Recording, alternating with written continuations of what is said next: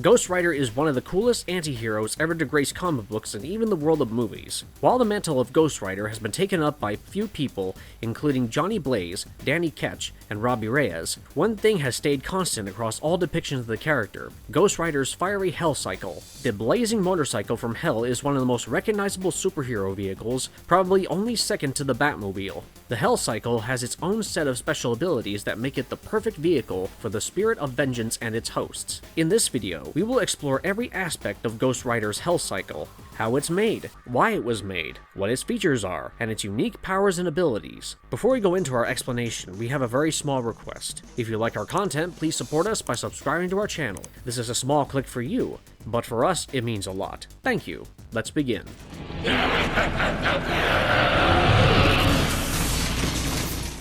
Exploring the origins of the Hell Cycle. The motorcycle Ghost Rider rides has been shown to be one of the anti-hero's most effective weapons in battle against villainous forces ever since it made its comic book debut. Over the years, the Ghost Rider has benefited from the bike's paranormal abilities, which have helped the Flaming Avenger pull off seemingly unachievable feats like outrunning Thor's hammer and traveling at speeds that put even Marvel's quickest speedsters to shame. In Ghost Rider, the Devil's motorcycle riding bounty hunter drives a version of the Hell Cycle that easily defies the rules of physics. It is fueled by hellfire, has no suspensions, and cannot be destroyed in any way that is currently known to man. The Hell Cycle is stupendously powerful and has various cool abilities, include occasionally flying, traveling at great speeds, climbing vertical surfaces, and even traversing water, all of which we will explain in detail in this video. Most notably, the wheels of the Hell Cycle are continually on fire, and when they move, they create a trail of fire along the road, or whatever solid surface the Hell Cycle is being driven on.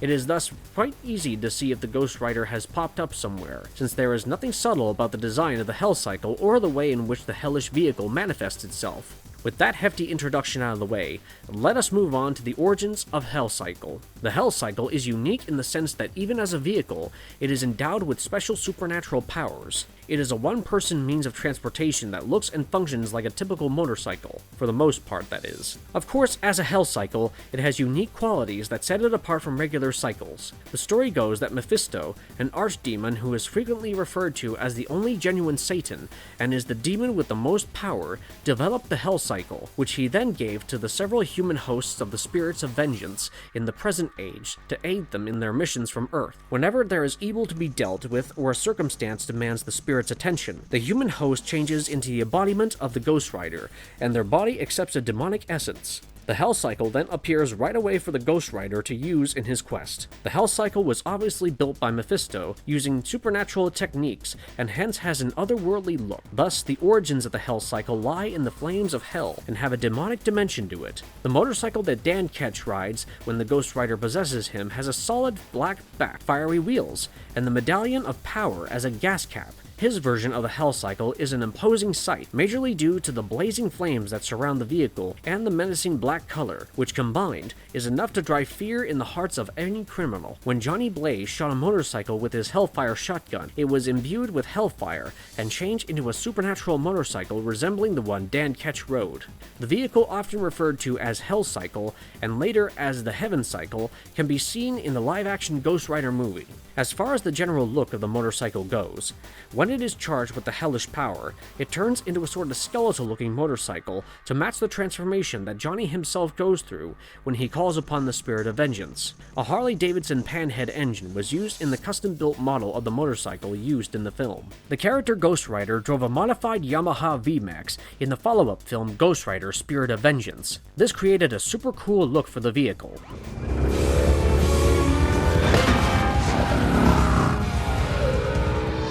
Just how fast is the Hell Cycle? The Hell Cycle is incredibly fast. It is already established that this motorcycle is one that surpasses natural laws and any scientific explanation, and one of the qualities as a result of this is super speed. The Blazing Avenger has also, on numerous occasions, showcased the speed of this vehicle, but one particular incident stands out. In fact, only a few accomplishments throughout the years can match up to the time the Ghost Rider's motorcycle outran Thor's hammer in Avengers number 214.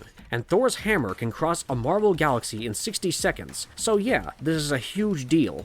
In that particular issue, Johnny Blaze was shown squaring off against Angel, an X-Man. Blaze, unable to control himself, pummeled the young mutant into submission before putting him in a coma. After learning of the assault, the Avengers made the decision to find Ghost Rider and stop him from injuring anyone else. This required them to defeat the Ghost Rider in battle so that they could incapacitate him. The heroes searched and eventually located Blaze and engaged him in battle. However, they quickly saw that they couldn't compete with him in the spirit of vengeance that resided with him. As the battle seemed to be going downhill, Thor launched Mjolnir, his famous hammer, at Ghost Rider in an effort to defeat him. Blaze, in an effort to evade the strike, surprised himself by hopping on his bike and outspeeding the hammer while on the hellish vehicle. He then took hold of Mjolnir, rode it back to Thor, and used his momentum to strike the God of Thunder extremely hard. This came as a massive shock to Thor and showcased the brilliant capabilities of both the Ghost Rider and his Hell Cycle. It further makes sense that Blaze is regarded as one of the Marvel Universe's best motorcyclists, which allows him to utilize the Hell Cycle's maximum potential.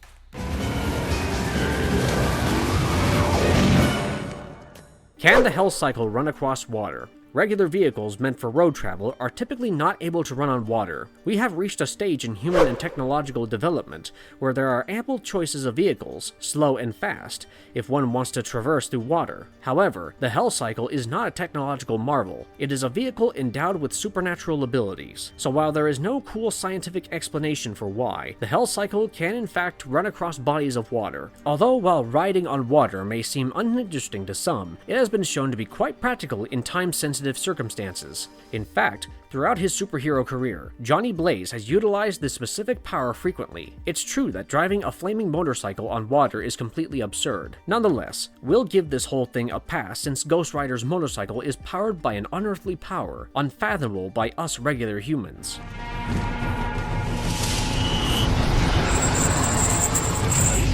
The uniqueness and powers of the Hell Cycle explored. There are also various other amazing things that the Hell Cycle is capable of because of its unique compensation and hellish nature. First and foremost, the Ghost Rider, whomever that may be at the time, is able to control the bike not just by steering it or driving it, but by literally being telepathically linked to it. The bike responds to the mental commands given by the Ghost Rider, and it will literally stop at nothing to get to him when he calls for it, verbally or mentally. This creates a brilliant connection between the Ghost Rider and the Hell Cycle, making them essentially a well-coordinated crime-fighting duo. Not only this, but the motorcycle can also function on autopilot when in its charged-up form, following the Ghost Rider to be able to use in both hands in case he is chasing someone or is engaged in battle. Further, using surface traction, we already know that the Hell Cycle can run on water. However, this also means that the bike can cling to the surface of just about any material. It has been seen going up the sides of buildings, giving the Ghost Rider the ability to scale the exterior of buildings, since the bike is pretty much able to climb up vertically. We already know that the Hell Cycle is pretty much indestructible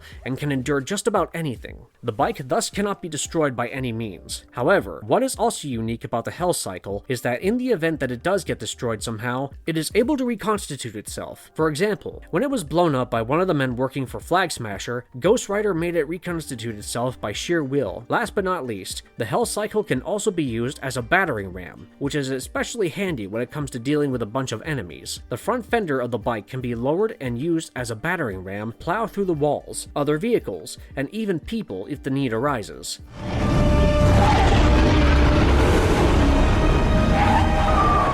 Some powerful replacements for the Hell Cycle from the comic books. Other forms of transportation that have been supercharged using the hellish power of the Ghost Rider include everything from a surfboard to a Quinjet and even a Dodge Charger. Felipe Smith and Trad Moore's Robbie Reyes, the most recent iteration of the Ghost Rider, made his comic book debut in all-new Ghost Rider #1 in 2014, and immediately gained notoriety for driving the Dodge Charger RT dubbed the Hell Charger. Although it didn't have the same shape as Blaze's two-wheeled motorcycle, the Avengers benefited from the shift because it was a monster with space for passengers as well. During this time, Ghost Rider encountered an antagonistic Silver Surfer in Jason Aaron and Ed McGuinness's The Avengers #28, while traveling across space on his Hell Charger. Yes, it had the capability as well. Reyes took the Silver Surfer's board for a quick spin after a brief altercation. The Surfer's board turned him into a hellish mount, And though it might not be the largest alternative, and especially before the Spirit of Vengeance gets involved,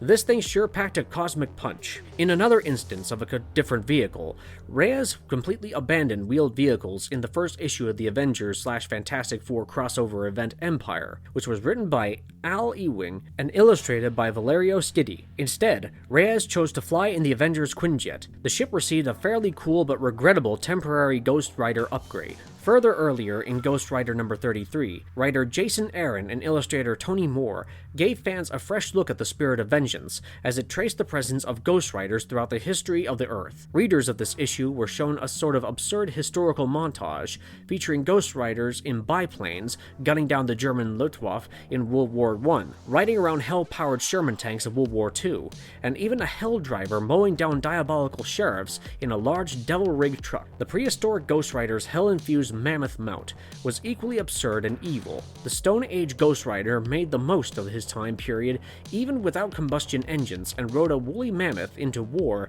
in his first appearance. First appearing in Marvel Legacy number 1 by Jason Aaron and Esad Ribic, among others, and then again in Aaron's Avengers run.